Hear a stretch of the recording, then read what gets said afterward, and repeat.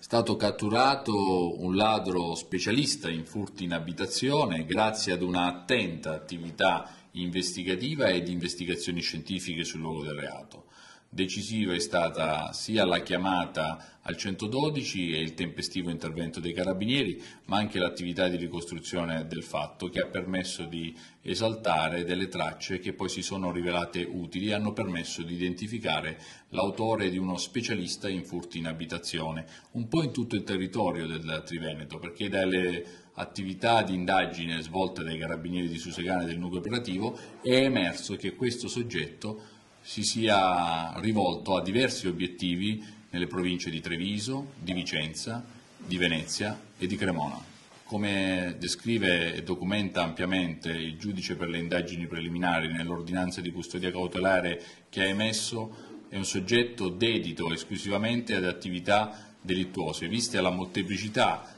dei reati che ha commesso e il suo curriculum criminale di tutto rispetto all'età di appena 18 anni. È stata proprio un'impronta che è stata rilevata sul luogo del reato, è stata decisiva attraverso il sistema nazionale AFIS e alla ricostruzione successiva e alle analisi svolte dal laboratorio di dattiloscopia del raggruppamento investigazioni scientifiche, quindi il RIS di Parma.